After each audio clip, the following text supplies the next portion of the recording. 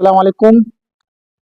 आज से हमारी ये सीरीज शुरू हो रही है और इस सीरीज में सबसे पहले हम अ, हज की उन बातों पर बात करेंगे जिस लिए हज ज़रूरी है। हज क्या है? हज एक आलमी इज्तिमा है और बंदे ये इस्लाम के जो 5 सुतून हैं, जो पिलर हैं, उसमें आखिरी जो सुतून है वो हज है। जो और ये हज सब पर फर्ज नहीं है, उन्हीं लोगों पर फर्ज है जिन पर ज़कात फर्ज है और जो हज करने की सलाहियत रखते हैं, जिस्मानी तौर पर भी और माली तौर पर भी। अब हम सब लोग जो जा रहे हैं, इन सब क्वालिफिकेशन को फुलफिल करते हैं, पूरा करते हैं, तब इस पाकीज़ा सफ़र के लिए जा रहे हैं। अब हमारी दूसरी बात होती है कि इसका मकसद क्या है? क्यों किया जाए हज? एक तो हुक्म रब्बी है और हुक्म रब्बी कोई ऐसी खाली है कि कह दिया गया हज करो और हज कर लिया। उसके पीछे भी बहुत सारी चीज़ें जुड़ी हुई हैं, बहुत सारी कड़ियों पे कड़ियाँ जुड़ी हुई हैं, जो हमारे ज़िंदगी को बदलने का एक ज़रिया है। और सबसे बड़ा है हमारे गुनाहों की माफ़ी, तलाफ़ी। अल्लाह ताला अल्लाह ताला हज में हमारे गुनाहों को माफ़ करता है और गुनाहों की माफ़ी का मतलब होता है कि जो हमने गुनाह किए हैं उनको माफ़ी मांगना और आगे उन गुनाहों को न करने की हमें जो है पूरी तरह से तैयार रहना और उसकी तौबा करना। तो अपनी गुनाहों को माफ़ करवाना मकसद है और अल्लाह की रज़ा के लिए हज किया जाता है। इसमें खालिक और मालिक का सब डायरेक्ट एक कॉन्टेक्ट होता है, बीच में कोई नहीं होता। और इस और ये एक ऐसी इबादत है जो पूरी दुनिया के लोग एक जगह पर एक ही वक्त में जमा होते हैं। देखिए इंटरनेशनल लेवल के कॉन्फ्रेंस है जिसमें पूरी दुनिया के लोग, हक न कोई जाति का वो होता है, न कोई रंग का भेद होता है, न ऊंच नीच का, सभी लोग एक जगह होते हैं। तो इसका मतलब बहुत बड़ा मकसद है, बड़ा काम। इसके साथ इसमें एक तसव्वुर होता है बराबरी का। जो हम एहराम पहनते हैं वो चाहे कितने ही गरीब हो, कितने ही अमीर हो, राजा हो, रंग हो, सब एक ही लिबास में होते हैं। सभी खुली आसमान के नीचे होते हैं, खुला सर होता है, चेहरा खुला होता है, पैर भी आपके खुले होते हैं, चप्पल में होते हैं। तो एक तरह से बराबरी का उसमें एक होता है, ऊंच नीच का कोई भेदभाव नहीं होता है। दूसरा, हज हमें माजी से जोड़ता है कि तसव्वुर देता है, हमारी तारीख से हमें रूबरू कराता है। क्यों किया जा रहा है, इसके पीछे क्या हज़रत इब्राहीम अलैहिस्सलाम की सुन्नत है, तो वहाँ से हमें जोड़ता है। और हुज़ूर सल्लल्लाहु अलैहि वसल्लम ने उसको कायम किया और जो आखिरी खुतबा दिया था आपने अरफात के मैदान में, जहाँ पर आप जाएंगे, तो उस खुतबा, वो अपना बड़ा ही जामा खुतबा था, उसे आज भी पूरी तरह हम पर फिट बैठता है और हमें उसकी एक एक बात को आज हम देख सकते हैं कितनी ज़रूरी है। तो ये हमें, ये माजी के साथ साथ हमें तारीख से भी जोड़ता है हज। बहुत ही अच्छा ऐसा ये काम है, एक ऐसा फ़र्ज़ है जिसको हमें बहुत ही संजीदगी से, बहुत ईमानदारी से, बहुत ही ज़िम्मेदारी से और बहुत ही अच्छी तरह इसको खुश व खुर्रम के साथ उसको हमें अंजाम देना है। और हमें तरबियत सिखाता है हज। हमें किस तरह रहना है, दूसरे मुल्क में रहना है, दूसरे लोगों के साथ मिलजुल कर रहना है, सफ़र किस तरह किया जाता है। कहा जाता है कि आदमी को अगर समझना है तो उसके साथ आप उसको सफ़र कर लीजिए। अगर सफ़र करेंगे तो आप उसकी अच्छाई बुराई सब कुछ देख सकते हैं, समझ सकते हैं। तो ये हम बहुत से लोगों के साथ करते हैं और लंबा सफ़र होता है, तो ये हमारी तरबियत भी करता है। हमारे अंदर गुस्सा आता है, उससे हम किस तरह से काबू में करते हैं, ये सिखाता है। हम कभी-कभी वहाँ भूख भी में भी रहते हैं, कभी-कभी धूप में रहते हैं, प्यास में रहते हैं, बीमारी में रहते हैं, तरह-तरह के लोगों से मुलाकात करते हैं, मिलते हैं, बहुत सब्र करते हैं, लंबी लाइन में लगते हैं। मतलब तरह-तरह से हमें जिस्मानी, माली, माशरी हर तरह की तरबियत का बहुत ही उम्दा नमूना है हज, जिसको आप लोग करने जा रहे हैं। तो इसके लिए आपको सब कुछ तरबियत आपको पहले भी करनी है, सीखना है, पढ़ना है, कुछ चीज़ें पढ़नी हैं, कुछ आप वीडियोज़ में देखिए, कुछ अपने मस्जिदों के मौलाना से पूछिए, जो लोग हज करके आए उनसे जानकारी लीजिए और कोशिश कीजिए उस सब चीज़ को अपने ज़हन नशीं कीजिए, समझिए। खाली ये नहीं कि सरसरी तौर पर समझ लें, एक-एक चीज़ को आपको क्लियर होनी चाहिए, एक-एक लफ्ज़ के मानी पता होना चाहिए। और हमारी कोशिश रहेगी कि आपको इसी सीरीज़ में उन कुछ अल्फाज़ों के हम मानी भी बताएँगे जो वहाँ आपको ज़रूरत पड़ेगी लगातार। तो माज़ी से जोड़ता है, तरबियत सिखाता है, और ये 40 दिन का सफ़र आपकी ज़िंदगी को बदल सकता है, अगर आप उसको उसी संजीदगी, उसी ईमानदारी और उसी जज़्बे के साथ अगर आप करते हैं तब। नहीं तो ये सफ़र जैसे और सफ़र होते हैं ऐसे ही तब्दील हो जाएगा, ऐसे में ही आपका ये माज़ी का सफ़र बन जाएगा और बस सिर्फ़ आप कहानी सुनाते रह जाएँगे। लेकिन जब तक आपकी कहानी अंदर तक आपके आपके क़ल्ब को न छू जाए, आपके अंदर बदलाव नहीं पैदा कर दे, तब तक हज का वो मकसद पूरा पूरा नहीं होता जिस लिए हज किया जाता है।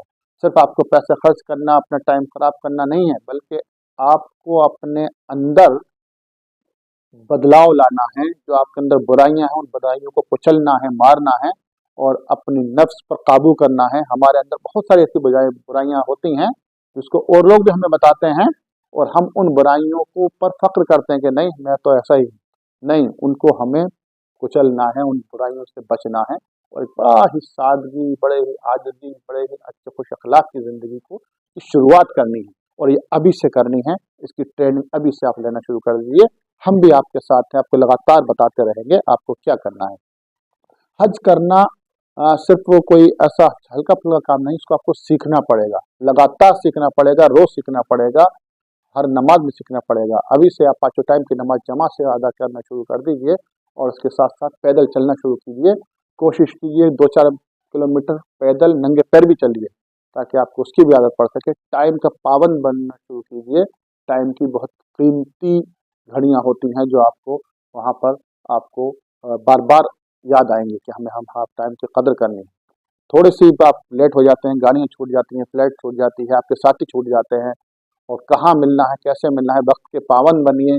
जो वादा कीजिए उससे निभाना शुरू कीजिए, वहाँ बार बार आपको वादा करेंगे। अपने कौल फैल की जो है पाबंदी करना सीखिए।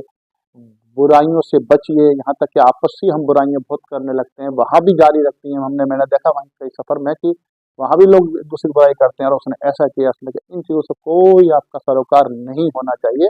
ये मुबारक सफ़र है और इसमें आपको सीखना है। अब एक बड़ी जो बात आएगी इसमें आएगी, आपसे लड़ना किससे है? शैतान से लड़ना है, अपने साथियों से नहीं लड़ना है।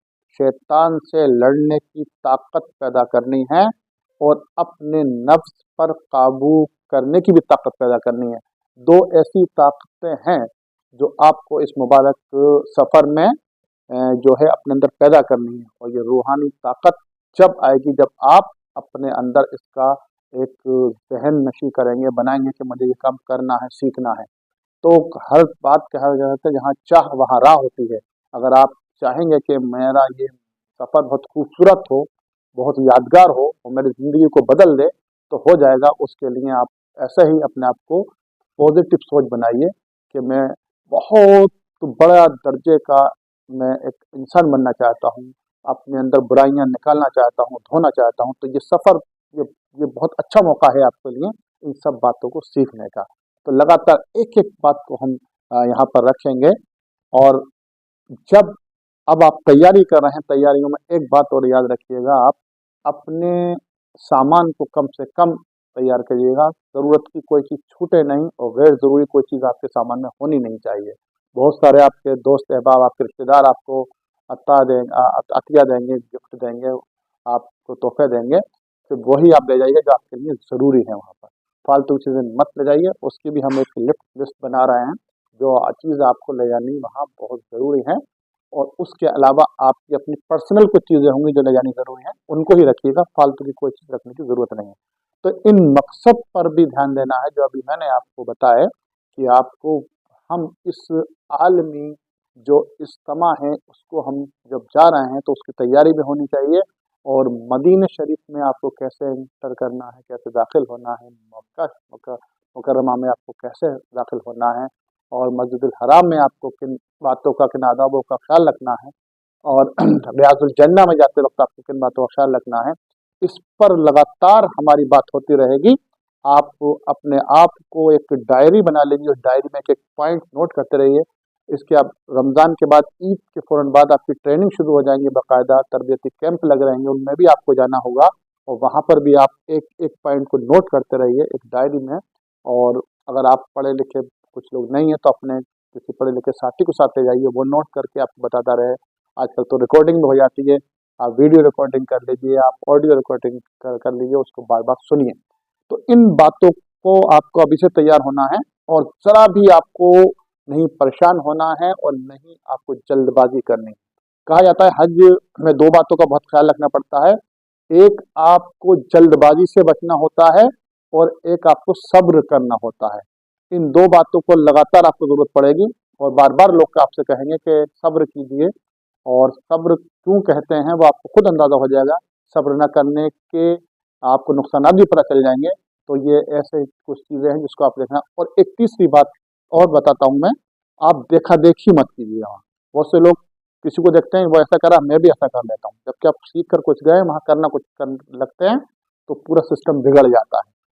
आपके साथ जो लोग हों, जो रहनुमा लोग हों, आपको जो बात बताई जाए उन बातों पर बहुत संजीदगी से बात करनी है और चलना है। कभी कभी क्या होता है, कोई लोग आते हैं अपनी मन की बात कहते हैं, नहीं मैं ऐसा करूंगा, और ऐसा करते हैं, तो आप भी उनके साथ हो लेते हैं। वो नहीं, आपको खुद संजीदगी से सोचना है, जो मैं काम करने जा रहा हूँ उससे और लोगों पर तो कुछ गलत असर नहीं पड़ेगा, मेरे मेरे जो मेरा ग्रुप उस पर तो असर नहीं पड़ेगा, और आवाम पर तो गलत असर नहीं पड़ेगा, वो लोग परेशान तो नहीं होंगे मेरे इस एक्शन से।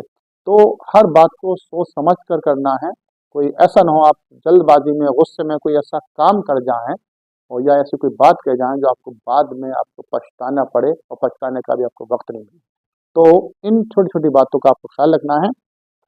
अगली जो हम बात लेकर आपको आ रहा है, वो आ रहा है किस किस डॉक्यूमेंट्स की आपको ज़रूरत पड़ेगी।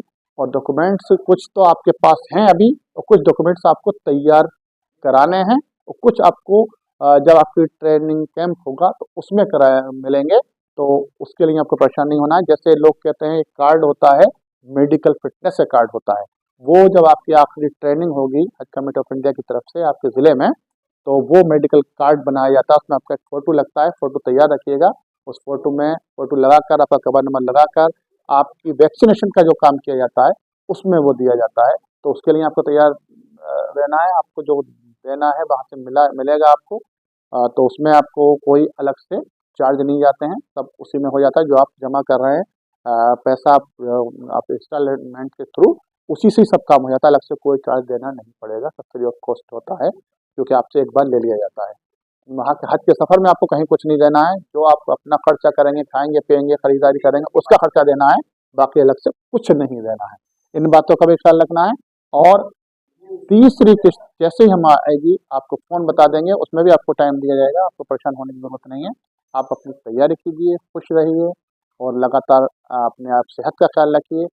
जल्दी अगली वीडियो में हम लेकर आ रहे हैं क्या क्या आपको सामान की तैयारी करनी है डॉक्यूमेंटेशन के साथ। शुक्रिया।